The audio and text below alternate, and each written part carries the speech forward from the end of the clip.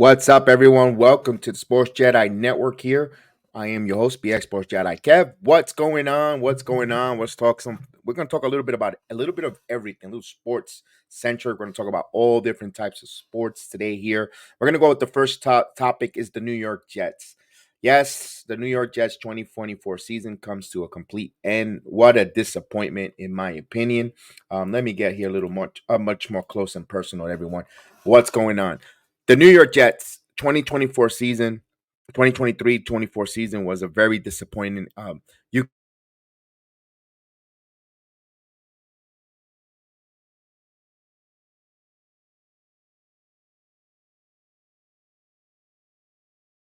where they actually were going to be over 500. They were three. They were 4-3 at one point. The inability of the coaching staff to actually go forward and actually improve this team was totally mind-boggling, in my opinion. Um, if I'm so disappointed with the offensive line play and this coaching staff is returning again, I have to ask the question: what are we doing in Florham Park?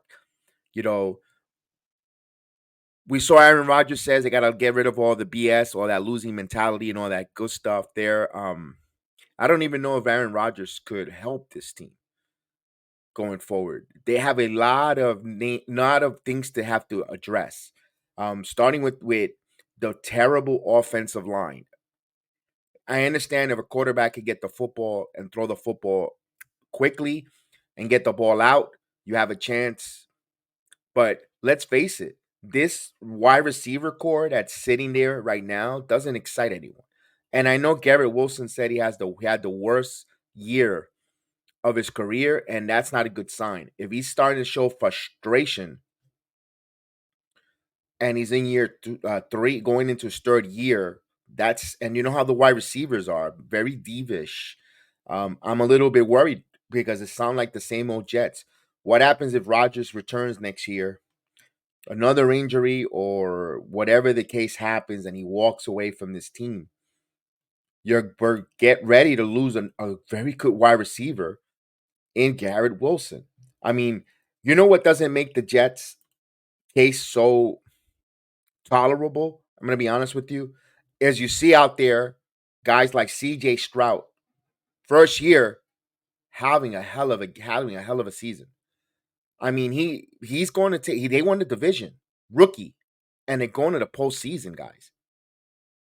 That to me right there, my God, I'm like, what are we doing in Jetland? What are we going?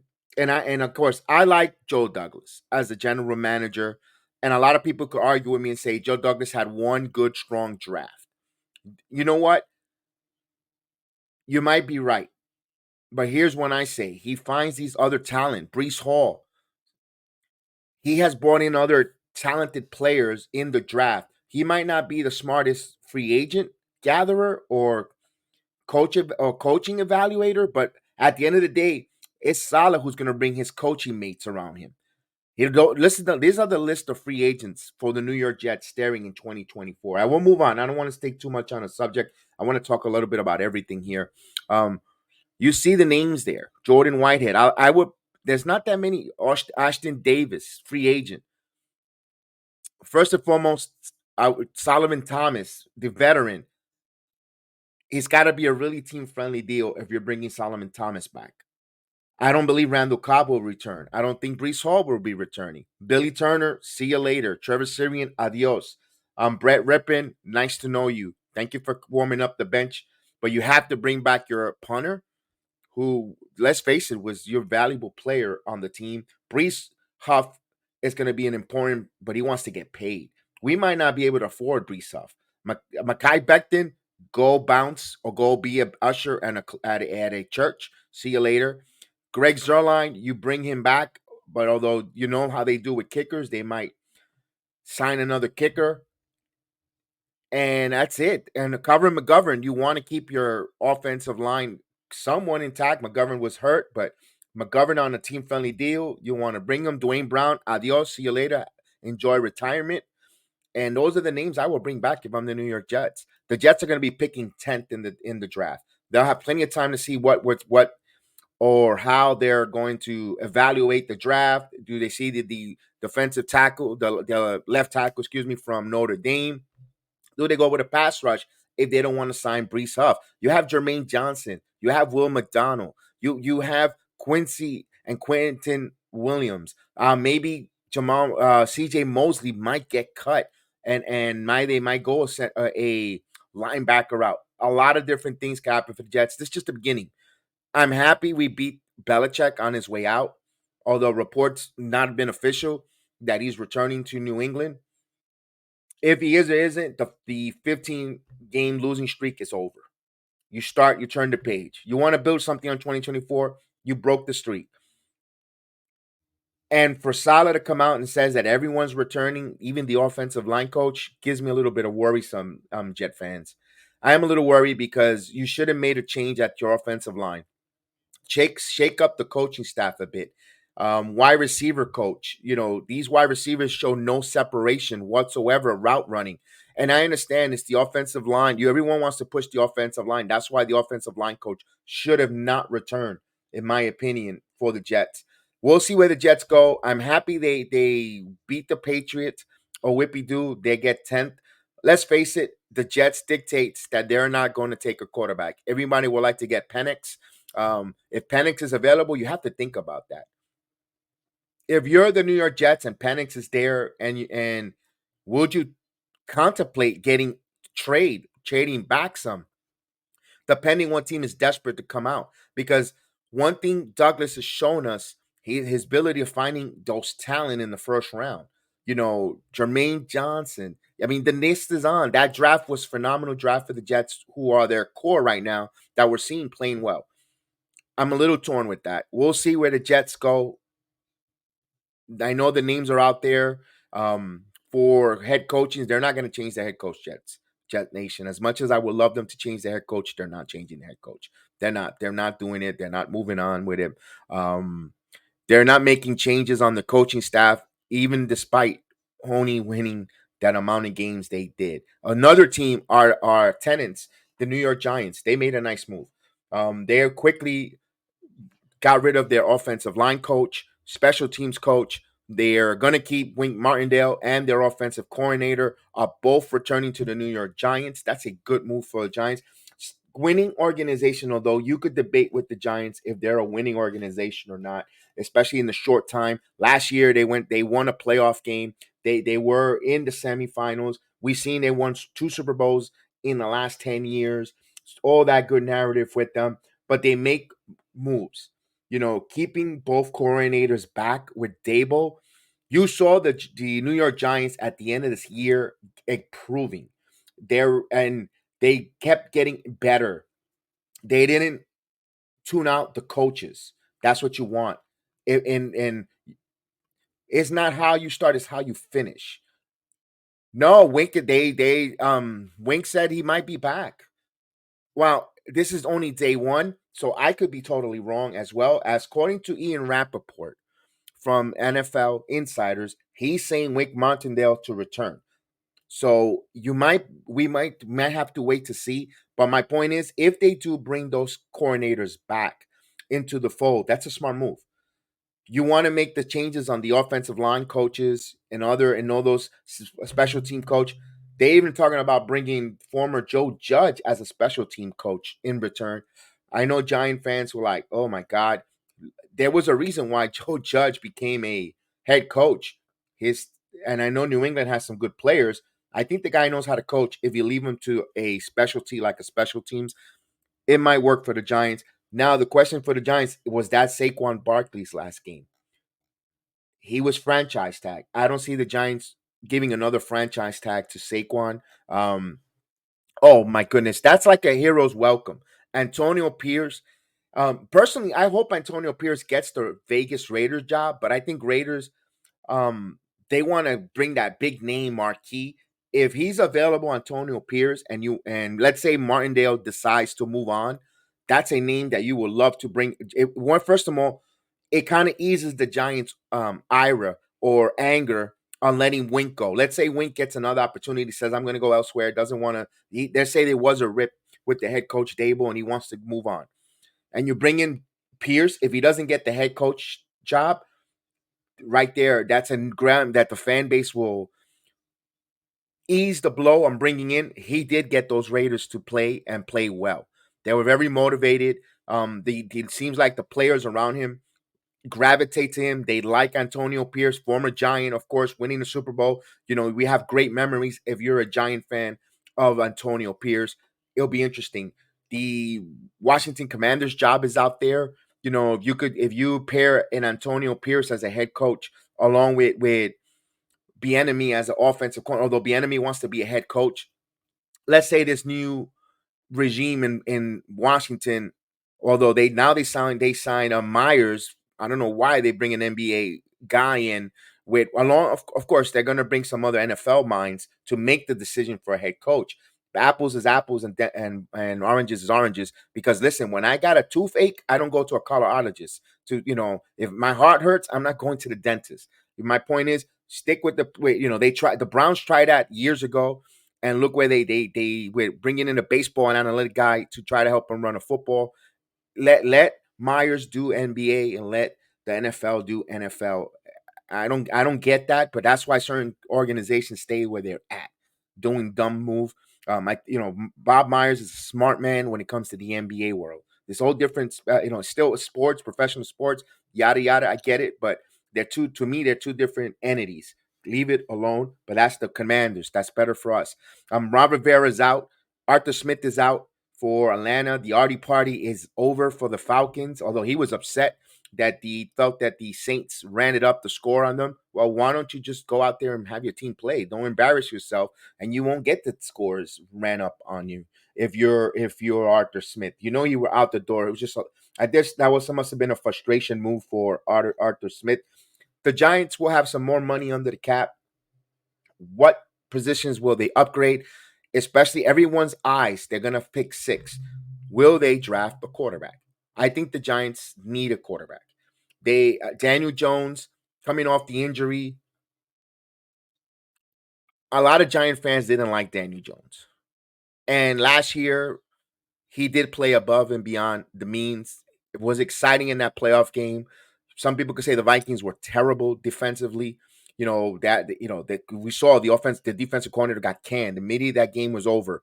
The Vikings were not a good defensive team.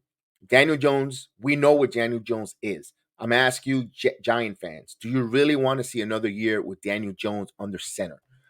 That's up to you guys. When you could see around the league, C.J. Stroud winning a division, Jordan Love, and how embarrassing and how much egg does Rodgers have on his face? You know what? That's a humbling experience for Aaron Rodgers right now. That your replacement, Jordan Love, comes in, wins not only a game against the Bears, the final game of the year, he gets them into the playoffs and have a chance to go up against the biggest fraud in all of football, the Dallas Cowboys. I mean, just think of Jordan Love, and you could see it. Jordan Love going into Dallas and beating the Cowboys on Wild Card Weekend. And my God, and of course, everyone likes the NFL script. The NFL script will be perfect. And if you're a Rodgers fan, you got to go out there and eat a humble pie or crow. Jordan Love did it, and regardless of the fact that they lose to the Cowboys, but I could see it in that world. I think Jordan Love deserved all the flowers and accolades. That's a great job there for them. If they go out there and win, even if they don't, that's a phenomenal job there for the Green Bay Packers. Year one, and they got rid of Rodgers. They got rid of all the extracurricular stuff with the McAfee, the all the stuff that Rodgers bring. And I know, and I'm a Jet fan, and I'm not saying I'm glad we have Rodgers under center, and I'm glad. And when they signed him, that was a good move. That was a good move. I'm not going to say here we should have gotten Lamar Jackson, although I made a video why the Jets should think about getting Lamar or Lamar being blackballed in this, but that's not that ship has signed.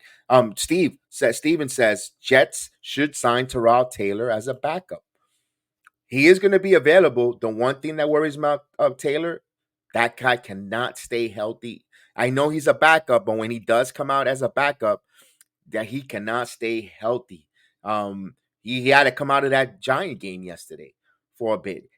That's what worries me about Tyrod Taylor, his health, as a backup, and especially if you're coming in with an Aaron Rodgers who may or not be 100% with that Achilles, and the offensive line may or not be good, because they're bringing the same offensive line coach, um, and that worries me of their blocking schemes. And with Hackett as our offensive coordinator, they showed us with inability to with terrible quarterback play, not make any changes, not be an innovative or a progressive with the offensive line. I always said pull the guard, move guys, jet sweeps. They didn't do anything. They were very stationary, very pedestrian. And with Tyrod Taylor physique and even Rodgers, I'm a little worried to bring a Tyrod Taylor as a backup. It'll be interesting to see what names are out there. Hi, Brandon. As we move on here with the Jets Giants, I want to talk about something that right now it's really really fun. It's fun right now to watch them in the 2024 calendar moved over, although it's only been 4 games, guys, is the New York Knicks.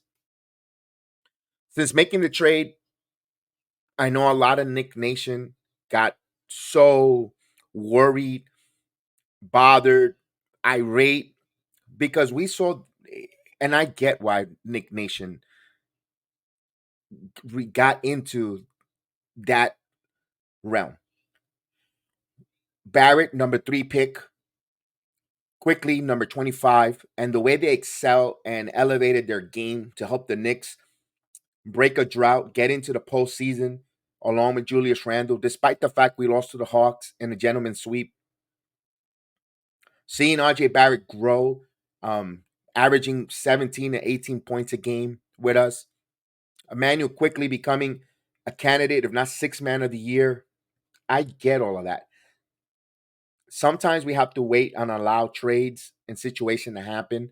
Right now, it looks like it sparked the New York Knicks right now, like the way Josh Hart did last season. But the name that gets undervalued on all of this here that is solely quiet, 2 names actually, that is being quiet, and you could say heart and soul and MVP of the team, besides Jalen Brunson right now, because Jalen Brunson is him. He continues to tell us that he's him, is the Dante DiVincenzo signing. And also Isaiah Hartenstein. Those 2 guys, what they bring to the Knicks night in, night out, is very valuable. And I know the Knicks were searching for that in Reggie Bullock. And I know because they were hoping Bullock will be. When Thibodeau envisioned this years ago in that We're Here season, Randall was going to do Randall things, although we had Alfred Payton in the point guard position. I get it. But they were thinking of Bullock being a specialist, that defense, and Bullock had a better reputation defensively. But DiVincenzo is a better basketball IQ on the floor. Knows how to get to the right spot. He might not have the height, but he's defensively on you like a cheap suit. He's knocking the ball out, active hands, always pursuing, not leaving his man open, following. Bullock did the same to the Knicks for a degree, but DiVincenzo is a much more offensive weapon. That's helping what Tom Thibodeau's envision and system is about. Remember, Tom Thibodeau's offensive scheme it has to do with read and react. Remember that we were complaining about that read and react. You read the defense and you react to it. Either you find a cutting man, you swing the ball, or you cut to the basket with the floater. And if your floater is not there, your offensive rebounding center is going to be there. Well, either Hartenstein, Mitchell Robinson, and Jericho Sims.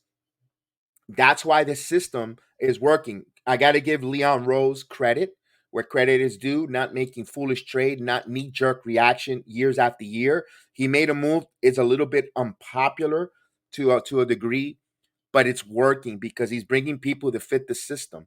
OG Anunoby is, and despite not scoring, his scoring prowess is down from what we're getting from a Barrett and Emmanuel quickly, but he brought people to fit the system, the read and react system, because when players like a DiVincenzo or Brunson are driving to the basket, there is the guys cutting. And also you're utilizing your center in Hartenstein when you brought him into when his scouting report, when you brought him in as a free agent, was a very good passing center who could hit the three, who could spread the floor. Remember, he could spread the floor, was Hartenstein's reputation coming over from the Clippers.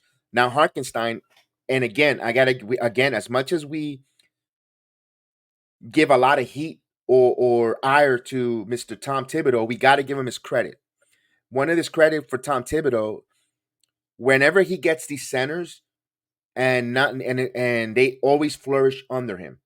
In case in point, in Chicago, Joakim Noah, very good high energy center out of Florida, but he totally took his game to another level. And there was nothing wild with a Joakim Noah. Joakim Noah had a horrible shot, terrible, one of the most ugliest shots in all of professional basketball, but he made it work. High energy, rebounding, protecting the rim, and you saw that also when Mitchell Robinson, when Tom Thibodeau took over as the New York Knicks, Mitchell Robinson couldn't stay on the floor, picking up silly fouls, doing a lot of raw things. And Tom Thibodeau, and of course Kenny Payne. We got to give Kenny Payne credit where credit is due, and the Knicks' whole entire coaching staff to help mold a Mitchell Robinson to the defensive player he was. Then we know he goes down. In steps in Nolan's Noel, another center who never lived up to potential coming out of the draft when he was drafted for the 76ers. He never drafted or never panned out to be that high draft pick, lottery pick. Nolan's Noel, journeyman, of course, but I don't think he's in the league right now. But under Coach Thibodeau and Kenny Payne, and on that defensive scheme, protect the rim and do what the Knicks got a 4 seed. He played and he was a catalyst, an anchor in that defense for the Knicks that year. Let's not forget, playing extremely well. Of course, Taj Gibson has made an NBA career with those fundamentals wherever he has gone, but mostly thrivish under the Thibodeau system for developing the centers.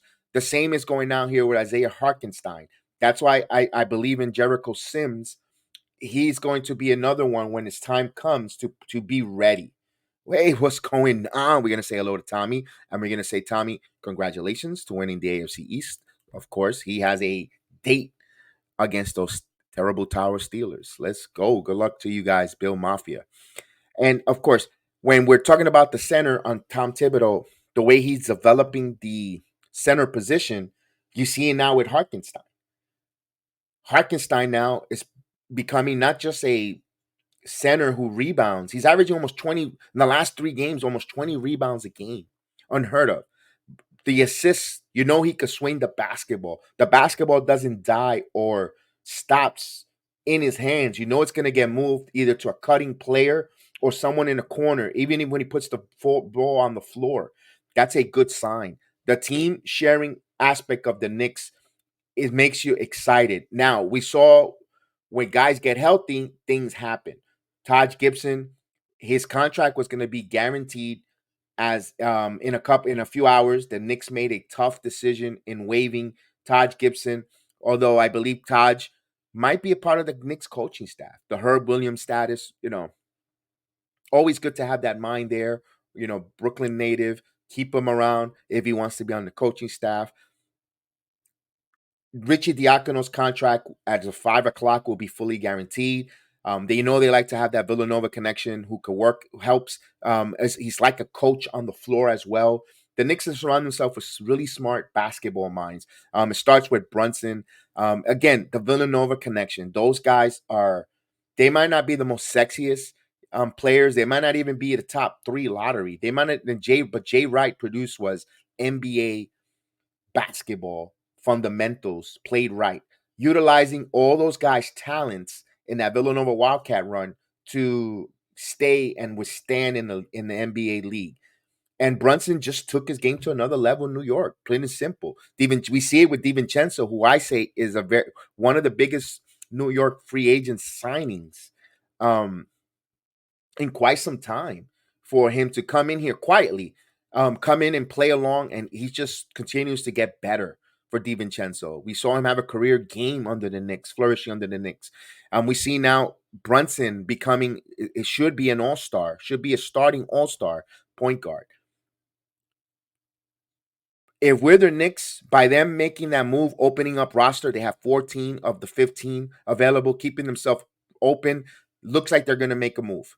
A lot of names are out there.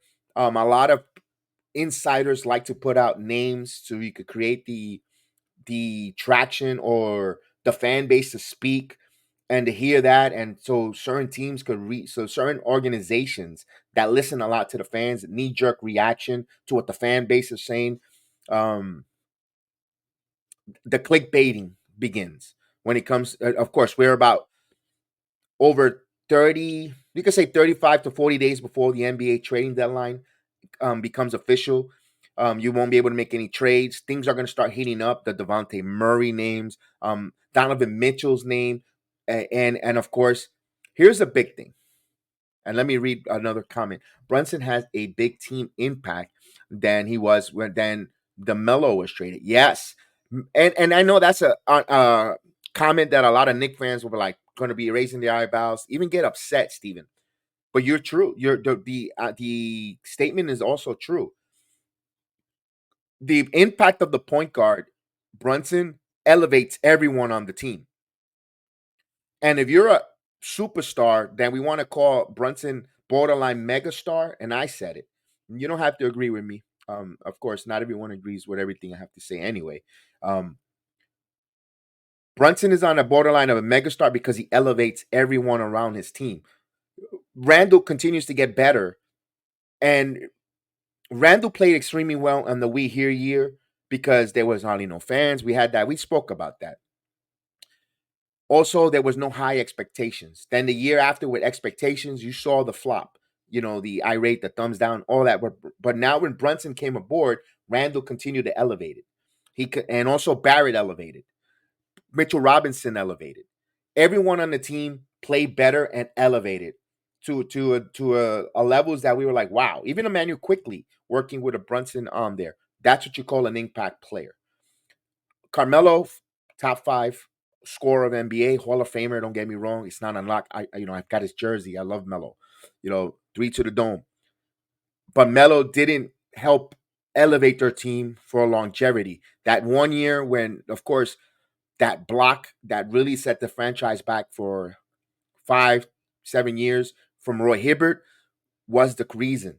Was the reason there.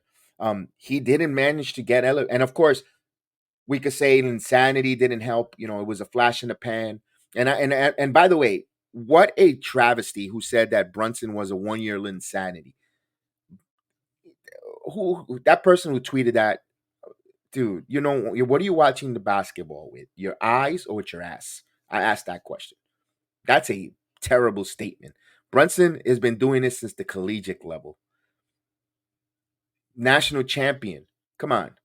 If you want to say, you can't compare him to Linsanity. Linsanity, yes, he was good in Princeton, but didn't impact the Princeton team in the tournament like a Brunson was a point guard there. Going into Dallas, where you had megastars around him like a Doncic. Before that, I believe he played with Dirk Nowitzki to a degree, and he still was considered to work hard and be fundamentally strong with them. That was a terrible comment, but you know what? Each to each his own. Beauty is in the eye of the beholder, in my opinion. Brunson has totally taken this team and elevated and taken his talents and taken it to another level, which that's what you call an impact player, Stephen. I really enjoy seeing Brunson play out with the Knicks. Besides DiVincenzo, Brunson, one of the best signings, free agents of New York sports right now, at least for the Knicks basketball, finally, because we have signed some really bad contracts, Knickerbocker fans. We have signed some really terrible contracts, head scratchers, or guys we thought was going to work out didn't pan out. Right now, that's a step. And you could even say Julius Randle, to a degree, has been a very good, strong signing for the Knicks. The story is still not there to be, not finished yet. Story to be told. What the Knicks will do to bring into this team, what to add. First and foremost, I would not give up Mitchell Robinson this season yet. I know people want to trade him because he's injured. Everyone forgets the impact of what a Mitchell Robinson brings when healthy. That's the only thing that irates me or bother or frustrates me is, and I know he gets angry and frustrated because you can see on his Instagram post, um, always, he knows that he's has a stigma of being injured, but his impact on the floor for Mitchell Robinson is unmeasurable. But he has to stay healthy. He has to stay healthy, especially this year where Hartenstein is entering free agency, and he's continued to play extremely well here. And if he finished the year, I don't see why not playing, not just being considered maybe third team all defense. If he continues to play and rebound the way he's rebounding and playing well, do the Knicks make a pivot and think about? And that's why I say in the summer, I don't think they should trade him in the trade deadline, because what you're going to get back is either a Murray or Mitchell. Now, I want to give people credit to some of my chat members that does well on the Return of the Knicks podcast. We do the watch alongs here. If you're listening to this for the first time, we do a lot. We do a lot of watch alongs. I do watch alongs, whatever major sport is happening currently. I'm in the season right now. We're in the basketball season. Jets finish. Football is done. Now we're in the middle of the basketball season. As we get closer to baseball, spring training, we'll do some baseball watch alongs, wrestling. Tonight we'll have the wrestling Monday Night Raw. All the wrestling that doesn't take a year, that doesn't take any off days. So we're always doing wrestling, and of course we're going to be doing some Ranger hockey, possibly more towards the playoffs, because I like the faster pace on the playoffs. Personally, to the calls than the watch alongs.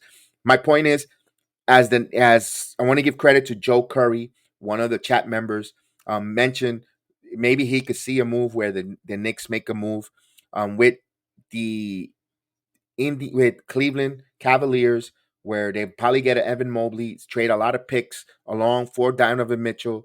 He had, but this was before the RJ moves and all that, where he saw Grimes going one way with quickly with he said quickly, and he said Mitchell Robinson, a lot of trades. I'm trying to remember exactly. So, and again, just to bring back Evan Mobley and Donovan Mitchell, I don't think that's going to happen. I don't think that's going to happen money wise, whatever the case is. But I want to give him credit on that. I don't know. Right now, the Knicks sit fourth as we speak here, on the 8th of January. They're fourth in the Eastern Conference, but the Eastern Conference is very tight. It's so much tight up and down the the roster there on and any a 2 game winning streak or 2 game losing streak could really put you behind the 8 ball or propel you. We've seen the Philadelphia 76ers. Joel Embiid has some knee issues, so soreness. A name that the Knicks were rumored to in the offseason or upcoming years.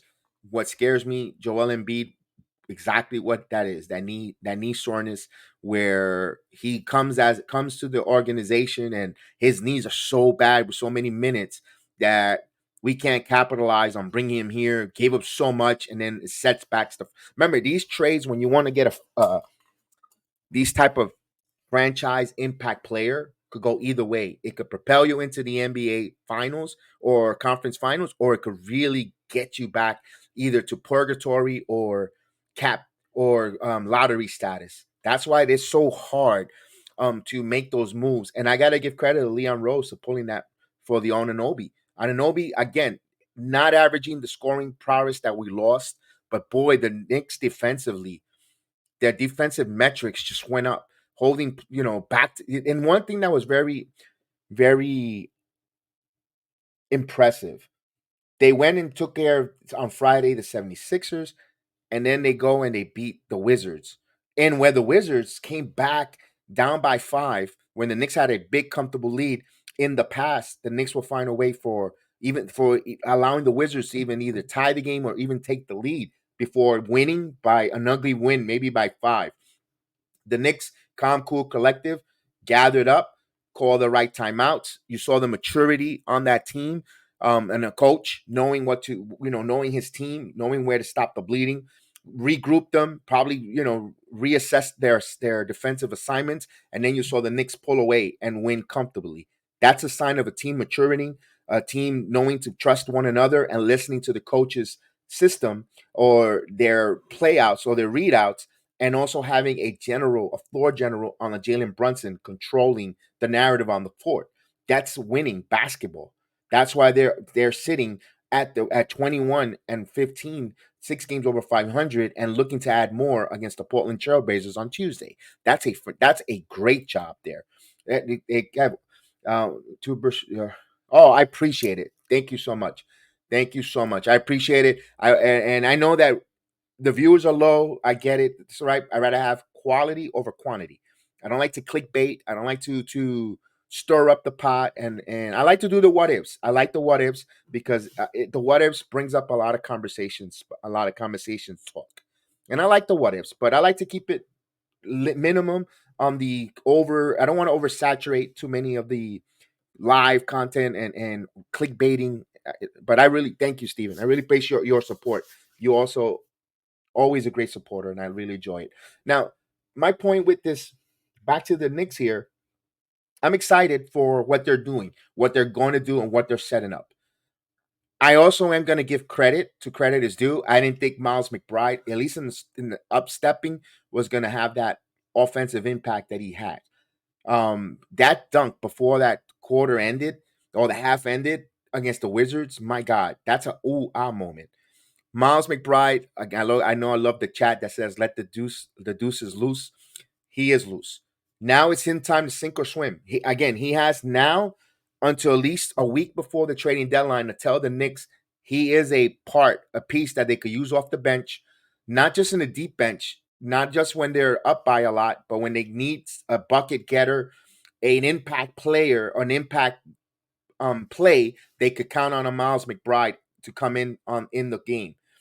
One thing that worries about Miles McBride, but again, is his height. But look at Brunson, the way he impacts and elevates his teammates around. Can a Miles McBride with that second unit elevate and propel the Knicks? Can they always add to their lead instead of having it diminish? That's what's going to separate the McBride if they're going to go and try to get a mounting Bragdon from Portland, or they're going to add some type of a bench player like a Magden or Bogdanovich or so forth to come in, or Terry Rozier. I want to stay away from Terry Rozier. I know Knick fans love him. Scary Terry, and I'm one of the minorities. Kind of don't want to. He's been in the league for a long time, and to me, his teams rarely do well with him. Yes, he's a bucket getter and all, but he's always on some bad teams where you're going to have opportunities to shoot and get numbers. When you're playing when you're in a good team, when you're in a good team oriented, you play against the best defense. You don't see those numbers. To me, I would stay away from Terry Rozier. Personally, that's just my preference. And I go, well, you don't like anyone. No, I do like certain players that fit. That will play. I still think the Knicks need another point guard in case Brunson, and that's why Malachi Flint becomes very important. I want to see him to get his head acclimated. If he's not happy being here, I kind of want to see him play well. In a perfect world, the point guard I would like to bring in after Brunson is Jose Alvarado from the Pelicans. That's never going to happen because he's looked like he wants to be a starter in the league. That's Alvarado will be from Brooklyn native, would have been a good pickup as a backup point guard for Brunson, but he's going to want minutes. That type of player, and I think McBride could fit that. I think McBride is going to fit that. I think we'll be okay, guys. Again, he's going to have plenty of time here. He's going to get the opportunities up to McBride. Now, Jericho Sims, I'm not going to worry too much. At first, I was a little worried coming back from that injury. The fact that they waived Gibson, and I know it was a business decision, a smart business decision, tells me that Thibodeau likes the kid. Thibodeau knows he works his butt off. And if he's still here after the trading deadline, there's a future with Jericho Sims for the Knickerbockers, in my opinion. I think he's going to stick around there with that.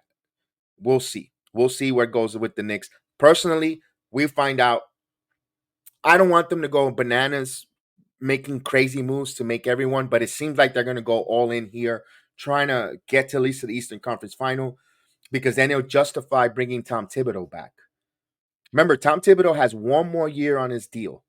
After this year, the Knicks organization has to think about either extending him or bringing in another head coach to take over for Tom Thibodeau, see if they can elevate this team to another level. They might think that they might have reached their ceiling with a coach Thibodeau. I'm going to reserve my right to change my mind. That's the easy cop out. I'm sorry, guys. I'm going to be honest. That's a cop out. The reason why I'm going to say it's an easy cop out because right now, what we're seeing, the way McBride is developing, the way Hartenstein gets better having career years, and I guess maybe a contract motivates him. You know, I always said it, nothing motivates a professional athlete when they have to make that generational change in money, especially in the NBA, the money and the contracts they give out. I mean, if you know, you have to have talent just to be in the league. You're not a slouch, you know, who's playing on your local YMCA or you know, pretends to be, you know, shoots a hoops on a hoop that's only 5 foot short. You're thinking you're an NBA star, you know. Nonsense. When you get on the floor, it's something different. You know, Hartenstein has talent, but for him to take it to another level under Coach Thibodeau shows me that Thibodeau and seeing other guys come in like an Anunoby who plays defense, gets the system. Precious Achua. Don't forget, Precious Achua wasn't just a throw-in. The Bronx native is high energy player that you saw him knock the ball, kept some balls alive there in that 76ers game. He still hasn't endeared himself. He hasn't had a breakout Nick moment for us yet, but it's only been 4 games, guys. Only been 4 games, maybe some nerves, maybe now coming back home, settling down, getting into a routine, a regiment. I think these guys are only going to get better. Even Anunoby in the offense. You saw him miss a couple of shots, but OG around the basket cleans it up. I think those guys are going to have good one. The one that worries me again is Malachi Flynn. His body language shows me he doesn't want to be here. Like he didn't want to get traded. But there's opportunities for Malachi to play, at least for in this short term, to be added on a deal to be moved for. Maybe they want to get a bench piece, you know, and so forth. He could be moved. I wonder if he could get motivated if they could talk to him. But that's for the Knicks there. I'm excited for the Knicks. They don't play until Portland until Tuesday. I'm really excited for them. I can't wait to see them continue to grow as a team, and this is a fun year. Usually around this time of the year, we know where the Knicks are. We know expectations with them. You're like, damn, this team, they're close to 500, under 500. What could be moved there? And listen, last year we were talking about Emmanuel Quickly and Julius Randle not getting along, or you know, Hartenstein. Actually, no, this is the time of year where Hartenstein was having a rough patch, and he got to turn it over on that block against the Cavaliers. Interesting. So we'll see how that goes. Now let's talk about some baseball. Hot stove baseball time. Let's talk Yankees. As we all know, right now it's hot stove. Nothing is really happening right now, although the Mets did some move. We'll talk about the Mets in a second. With the New York Yankees been rumored where a lot of interested mutual interest between pitchers. Yankees need starting rotation. Right now they're incomplete in their starting rotation. The names from Blake Snell, Marcus Stroman, making a trade for Dylan Cease, um, Shane Beaver, Jose Luzardo. So many other different names are out there. If you go the free agent route, and I don't get why Yankee fan base or content creators, podcasters, clickbaiter, masturbators, all those other baiters out there don't want Blake Snell. I don't get it. This guy's won 2 Cy Young awards for the American League and the National League. Who is pitching the American League East, who just is coming off of Cy Young Award, who is a left-handed pitcher that fits your stadium, Yankee Stadium, and then you sit there and say you don't want Blake Snell. I mean, but meanwhile, you guys were willing to throw a parade. You made countless of streams, and you've been talking about him on my platform since July, this Yamamoto kid. Oh, but you're willing to give him you're willing to go $300 million for a Yamamoto who never pitched an inning in the American League or in baseball, who's coming from who knows how to pitch every 6 days, who pitch on a small baseball, who is 5'7" or 5'9", whatever the hell it is, but you guys were enamored and wanted to throw a parade for him. But meanwhile, Blake Snell, no. Marcus Stroman. And I know you don't. I understand he might not be your cup of coffee outside of the baseball world, but if you look at his baseball metrics, he doesn't give up the long ball. He's a ground ball pitcher. Also neutralizes the short porch in Yankee Stadium for a right-handed pitcher too. By the way, for you to sit there and say you don't want Marcus Stroman, and if the deal is friendly for the Yankees to sign him, where it's going to help you keep a Juan Soto down the road, because let's face it, you want to bring. This is all about keeping Juan Soto. If you could bring Stroman with a short and get him on a deal that helps your team and build you a solid pitching rotation, you got to be nuts, Yankee fans. You got. I'm sorry, you guys don't. Anyway, if you hear it, you guys don't collaborate with me anyway. So I don't care. What makes you think you don't want this? You don't want this player. Dude, they have the audacity to say you don't want Snell or Stroman. Arrogance. And you wonder why the other fan bases looks at us with that type of disgruntled or dislike, off-putting, because we sit there being arrogant that we don't want this guy. It might, you know what? Maybe financially might not help the team. That's a better way. But you don't know for a fact that this guy is not going to help the Yankees. If you're telling me you throw out there Garrett Cole, Blake Snell, who, by the way, back-to-back 2 Cy Young Award winners, Carlos Rodon, um, Clark Schmidt, and you want to bring in an Esther Cortez, I mean, come on, guys. Come on. Who are you fooling, man? Jose Lozado is going to bring you. You might have to trade a Gleyber Torres, and then the trade speculation. I love it. You want to. We don't know if Juan Soto is going to leave at the end of the year. He's going to test free agency, so you want to give the Yankees' best prospect in Spencer Jones at 6'7", the same thing they wanted. And remember, guys, this is the same folks that wanted to give Judge up for Chris Sale. I remember. Oh, we got it. Yes, let's trade Chris. Let's trade Judge for Chris Sale. How that turned out. And then you're gonna come at me with, well, we've been prospect hugging. We prospect hug Andujar, Frazier, Bird. I get it. We did. But the one guy that we didn't prospect hug that turned out was Aaron Judge, who could easily say the second best or the best player in baseball right now. At that stature. If you're telling me you got a guy in Spencer Jones at that stature, like Judge, the monstrosity that he is, I mean, you got to try to make a better trade up opposition there. Just to throw, I mean, what makes you think that the other teams would have yanked them out of your hands? It's funny. It's funny on that. It just frustrates me because you want to throw your best out there. You can't deplete your farm system, guys. That's why Blake Snell makes sense. You go out there depleting your farm system. Soto leaves. Let's say he doesn't seem enamored with the Bronx, or there's other teams that was going to pay him the $700 million and they're going to defer it for the next 45 years, and the Yankees are not in that. We're not going to defer it. He's going to leave. I'm not saying he will. No, I want Soto to stay in New York. I was one of the first ones to say Soto should be a Yankee since last June. When before his name was even available for trade. You got to go get Juan Soto. But you got to also, and I'm glad the Yankees operate where the what if he doesn't stay here and have contingency plans. If it for us, we'll trade everyone immediately from the minor league system to get this one for this one, and then that's it. And then we're screwed if he doesn't pan out. The same thing with Carlos Rodon. We don't know if he's going to come here being injured.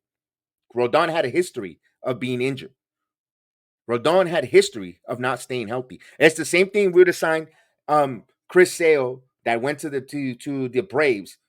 The Braves got pitchers in case Chris Sale doesn't pan out or is injured. Then you know what? They got a number one and number two. They have some pitchers. If the Yankees were to get Chris Sale, that would have been a disaster. That would have been a huge disaster. I don't get it. I don't get it. I want to know the reason why Marcus Stroman won't fit in New York. Because he writes up, because he blocks you on Twitter. Is that the reason why? He blocks you on Twitter. He blocks fan bases on Twitter. He's not going to work in New York. Did you see his stuff? I'm not saying he's an ace. I'm saying Marcus Stroman is a number three, solid number three pitcher who's going to pitch over 100 plus innings. He's not going to give you the shenanigans. Who's going to be drunk in a clubhouse? But meanwhile, we cheered when the guy threw a no hitter, a perfect game. We cheered. Who slapped his wife? But we cheered. But Marcus Stroman, because he blocks a few people on Twitter, he sucks. He's not going to be good for the Yankees. Come on, people. See with your eyes, man, not with your heart. That's all I got to say about Marcus Stroman. I think he'll fit well in New York. I think he'll pitch well. He's a local kid. Oh, he pitched for the Mets. How did that work out? He pitched okay with the Mets. It was the other stuff. I think Stroman will work. You'll be crazy to want to pick. But meanwhile, you wanted to get a Japanese player who you don't know how he's going to throw in the American League, in the United States baseball, who never pitched at all, and who you don't know how many innings he's going to get if he's going to break down. You guys want to give him 300 plus million. Okay. Yeah. That's why Jordan Montgomery isn't returning, by the way. We got to be careful. We have to see what talent is talent. This is not going to be a popular opinion. And ask me if I care. It's not a popular opinion. At this point, I'm going to be real and honest. I wouldn't want to bring Jordan Montgomery back. No way. You had him here. You misused him. Let him move on. That's why you go get proven talent. You bring Snell, who's a proven talent. He's a talent. And if you still want to make a trade, because you got it, listen, at the end of the day, you got to get rid of Gleyber Torres. Torres is going in his final year of a walk. The Yankees are not going to sign him long term. You want to move Gleyber Torres to Miami. You bring Luzardo, and you want to sign Snell. I'm good with that. And you want to have, and you even want to, if you have to kind of move Nestor Cortez, I wouldn't want to. Part of that deal to Miami, you're bringing two players that they could market Miami in Cortez and Torres and a minor leaguer, and you want to bring that left-hander Luzardo, and you want to bring in, you could make a move like that, Yankee fans. That's the type of moves there. Although Torres and Nestor's a lot for Miami for that one pitcher. But those are the starting points. You could try to make some pieces because you could move Peraza to second base easily. You also have Jeter Downs. Jeter Downs, he's not going to be an all-star. You can't have an all-star in every position. If you bring a Jeter Downs to compete, maybe his bat comes alive in a lineup where you have Soto, Judge, Rizzo, top heavy, where you could plug him in 7th, 9. Don't expect much, but then if he gives you something, pleasantly surprised. All I remember Jeter Downs being a pain in the ass against the Yankees. Coming in, pinch hitting situation. The limited time we played him, he was a pain in the neck. You got guys like that. It's okay to make those moves, but to sit there and say you don't want MLB free agent pitchers because you think he's not going to work here. Can you tell me why? Not because he blocks people on Twitter. It can't be that because he's bad. He's not a happy guy. Randy Johnson was the most miserable dude. He came in here and almost broke a cameraman his first day in the Yankee walking down the street of New York. Wasn't a nice dude. Kevin Brown was a prick, but he pitched. There's so many players that if you were to know how they were outside of baseball, you would not like it. You cannot say no to Stroman. Michael, you cannot say no to Stroman. If he's available there to fit your rotation, a major league serviceable pitcher. Look, this is the team that bought Corey Kluber to pitch, who had nothing left in his tank, and he pitched well. Your Marcus Stroman did not embarrass himself for the Cubs. Does he overstay his welcome in the clubhouse? That's another argument to be had. Yes, that's an argument that you could say I'm agreeing with you. But at the end of the day, he's a number 3 starter. The Yankees need a number 3 starter. They don't need the ace. Garrett Cole's the ace. They want to go with an ace, they could trade. But what's out there free agency wide that you don't have to give up players, you're adding to money, you bring in a Stroman. But for that, you go get Blake Snell. I will go with that. Yes, if even if the Yankees said they're going all in, doesn't mean you go all into all aces. You gotta fit pieces that complements the baseball team. You need, you got Cole. You bring in a number start and a number 2, and then if you want to sign your third starter, Stroman, you do. You go get the number 2 starter. Yeah, but the thing what the Dodgers are doing, if they don't go into the postseason or win a World Series, that was a total mistake. Total. Um, they locked their players for a long time. You got Juan Soto here. You have to put a team out there with starters that are going to pitch, that are going to be healthy. You can't go for the hypothetical of starters that I hope that we don't know if they could give us X amount of limits because they never pitched that limit innings. With Marcus Stroman, year after year, he's gonna get the baseball and go over 20, 25 plus starts a year.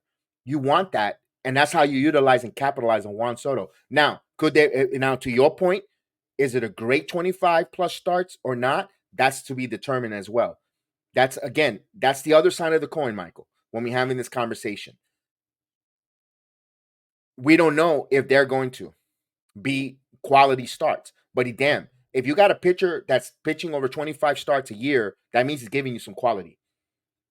Also, Snell. I know everyone goes,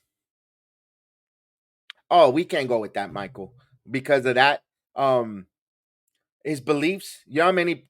I mean, come on. If you want to go about those beliefs, and you want to take about that they had a off-putting racist beliefs, I mean, if we were to know about some of the Yankee legends, will never see them ever again the same way. So I'm not going to go with that. What they do in their private life, that's their private life.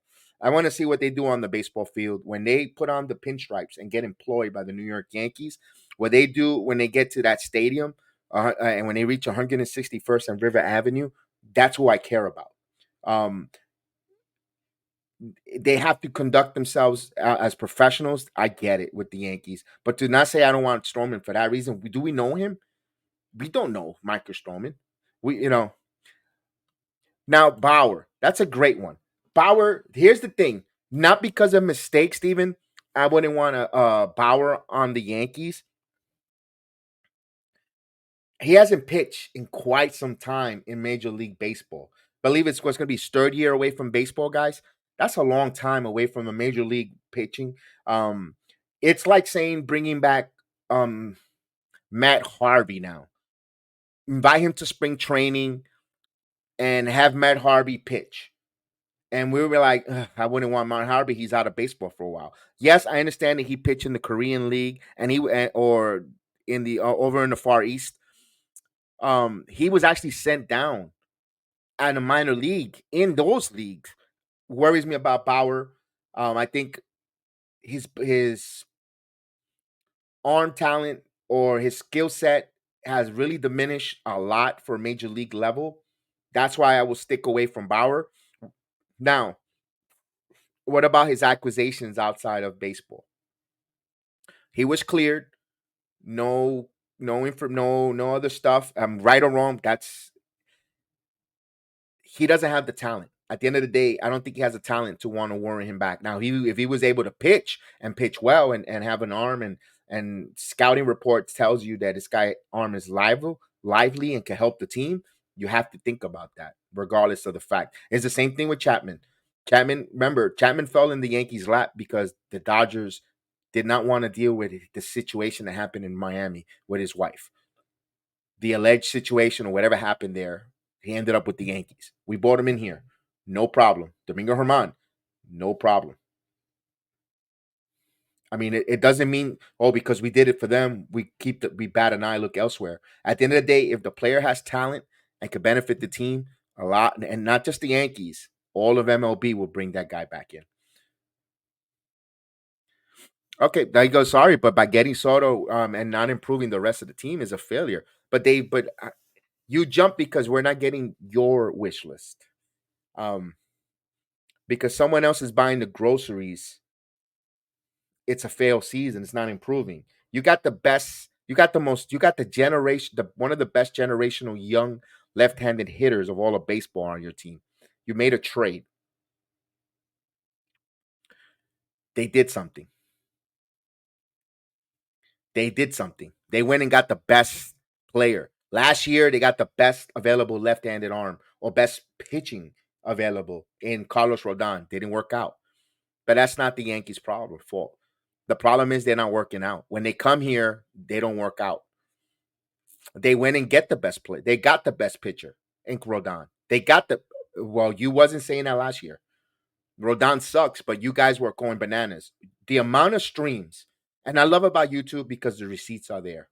And you can watch any other body stream from Joe Blow to Baba Booey to Rich or to your sister's ass. You see all their streams. Rodon, Rodon, Rodon. They love it. They were throwing parades. Now you guys think Rodon sucks. You can't be flip. You flip flop more than a transvestite hiding his penis. Seriously, seriously, the flip flopping you guys do. Seriously, I mean, you don't. Rodon again. He's a mystery. Rodon is a big mystery in my opinion. When he's not injured, really good pitcher. But again, that happens a lot. That happens a lot with him. There's a history in Rodon. Do I see Rodon being a Yankee number 4? Yes. That's why it's important for them to bring Blake Snell. You're making my point with your comments, and I thank you, Michael, for putting the comments in the chat. You're making my point on why you should not poo-poo or disregard bringing a Snell or a Stroman here, or even both if they could afford it. Remember, the Yankees have spent ugats in free agents, and they improved their team immediately. They improved their team because while you're saying they haven't done anything, they moved an Esteban Florio for Cody Martin, who's going to help them with innings eater in case an emergency starter, building depth in the pitching staff. Even though he might stink, he might not be the Cody Morris. Even if you think he sucks, but he's innings. In case of an emergency, you put Cody Morris to start a couple while someone goes on the IL spot starter.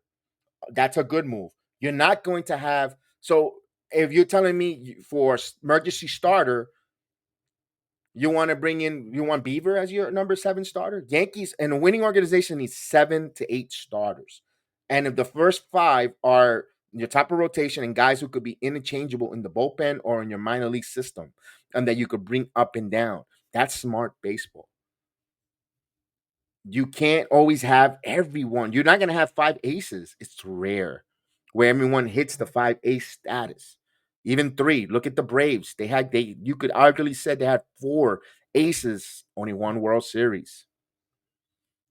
It's a team. This is the ultimate team concept. Build a team correctly. How do you build a team correctly?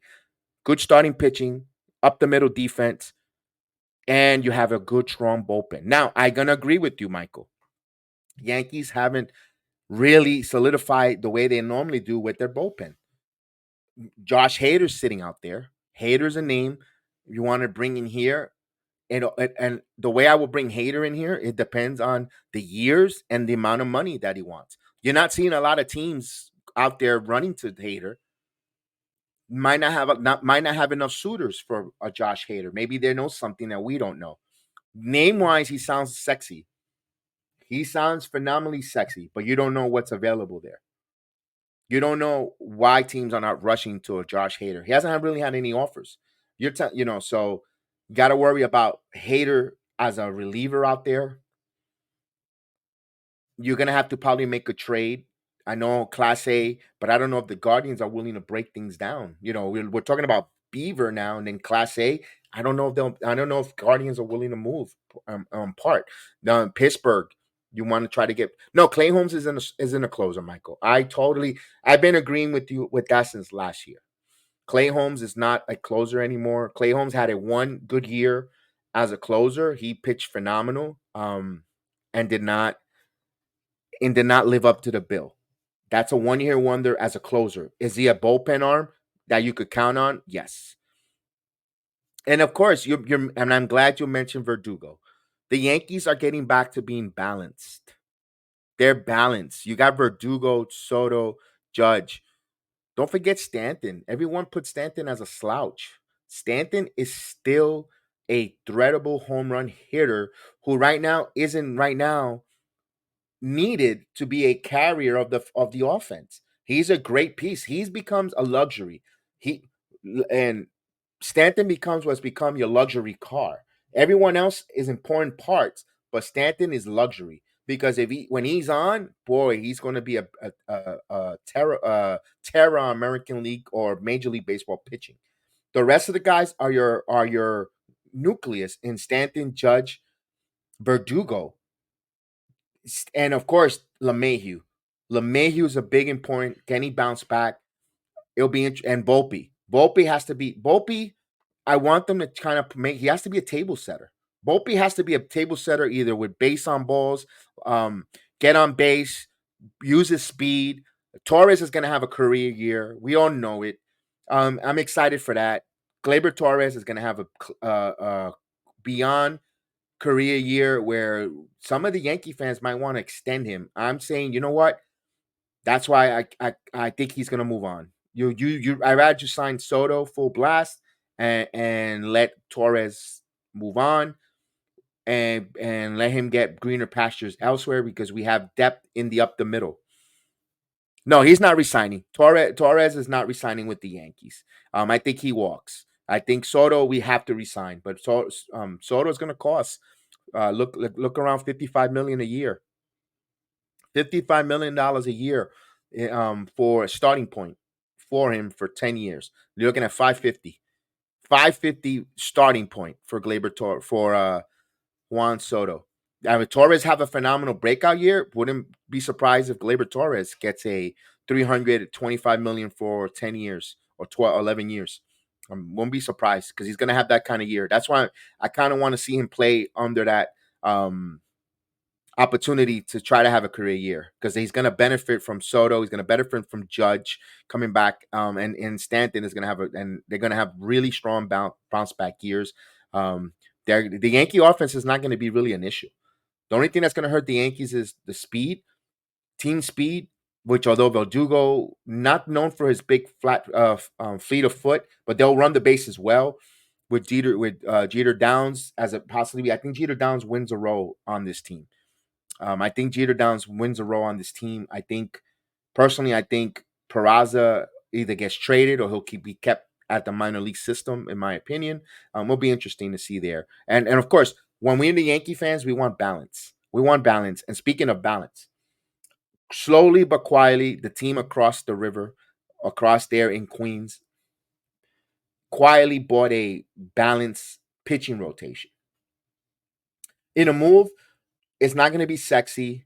Maybe some people might purport to say dumpster diving or whatever. They put a strong pitching staff, signing Sean Manaea for a 2-year deal, a pitcher that I liked in the past. I'm very enamored with his stuff in the Oakland Athletic days. Lately, he's been fall off a little bit, but little injuries say his velocity has been increasing. Manaea going to the Mets on a 2-year deal. Nice starting five for the Mets with Senga, Manaea. They put a nice pitching staff for the Mets. One thing that I'm a little bit disappointed with the Mets in this offseason, seeing Teoscar Hernandez going for $23 million for a 1-year deal to the Dodgers, that's a player that the Mets could have used in their lineup. They need power bats, either at the designated hitter spot, who could play you DH, who could play the corner outfield. I was surprised that Teoscar Hernandez had no interest from the Mets. That's I'm a little bit worried and wonder why the Mets were didn't make a move. The pitching, I'll tell you one thing. I bet you the Mets rotation pitches more innings than the Yankees. I bet you that much. And I'm a Yankee fan here. I bet you the Mets rotation as right now as we sit right now, without adding anything else, pitches more innings total as starters than the Yankees. I tell you that much right now. With the pitching, no, not knowing, not signing anyone today. I'm talking about currently right now. What we have now on paper for the Yankees and Mets, the Mets have a stronger pitching rotation, starting rotation than the Yankees, which despite having the Cy Young Award winner in Garrett Cole. Rodon is a mystery. Severino was a dumpster fire, but Severino is going to have he's going to play for a contract. Michael going to be pitching above and beyond his means. He made starts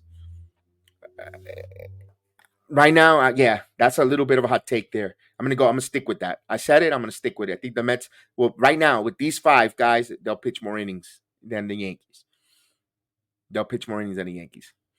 But the Mets put themselves a balance. They still don't, Edwin Diaz is returning. Do they add bullpen arms? They're waiting for. They'll probably get some bullpen arms in there later in the as it gets closer. Once the spring training windows down to like 30 days to his pitchers and catchers to report these signatures or these free agents going to start finding homes.